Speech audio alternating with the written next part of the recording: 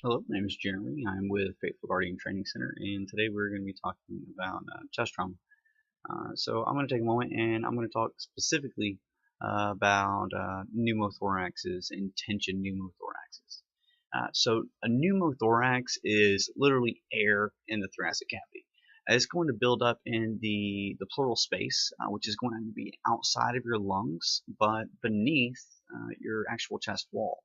And so what this does is you have your lungs, which is going to be right here, and this is going to be your chest wall. So what you have is every time you breathe in, you have a little bit of air that's actually going to end up getting built up on this chest wall. So as your lungs continue to work, you're increasing the amount of air between your chest wall and your lungs.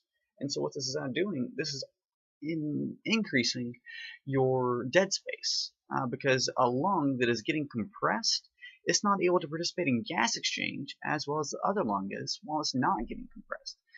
So again, you increase your dead space. And the fix for this is going to be a needle thoracostomy or needle decompression, where you actually take a 14 gauge angiocat. There's multiple brand names out there, and you want something long, such as a 3.5-inch needle. And so what you will do is you'll find your midclavicular line, okay?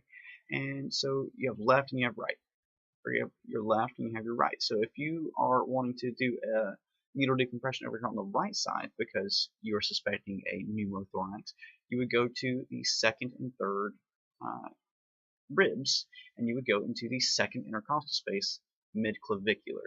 So you'd essentially find the nipple line, and you would draw that straight up and down. You would go right there in that intercostal space. And you want to, something that I have found is you want to go over the rib. You do not want to go under the rib. You may remember from the previous video where I talked about water flowing under a bridge in this example. Okay, so water does flow under a bridge, and your blood vessels do flow underneath your ribs. So for example, if you have your rib, you have your vessels that all lie underneath it, and over top of it you have an empty space, and we want to enter that empty space so we're not causing any vascular damage. So you can also look at this as, monsters are under the bed, and if you aggravate the monsters in the bed, you're going to get aggravated at night, okay, and you're not going to be able to sleep as well.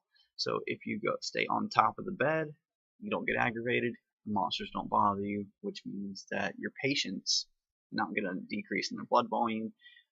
You're not going to lead that potential hemothorax by chance.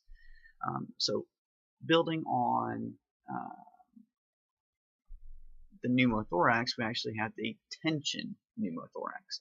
Now, a tension pneumothorax is a pneumo that has developed to the point where it's actually compressing the cardiac muscle.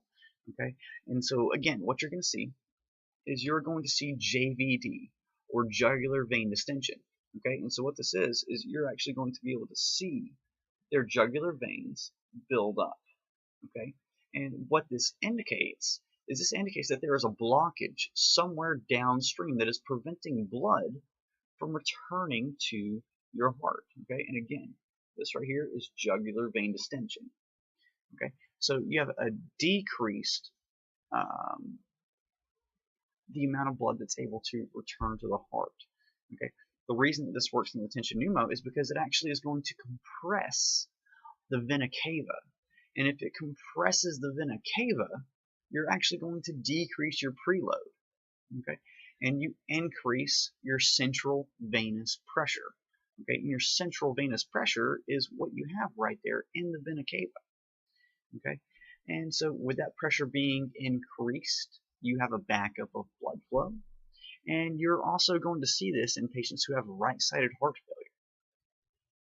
failure. And so what this is further going to do is, since it decreases your preload, it decreases your cardiac output, because you remember, preload is a prerequisite for cardiac output. Okay, and so another aspect of a tension pneumo is where you are going to have tracheal deviation.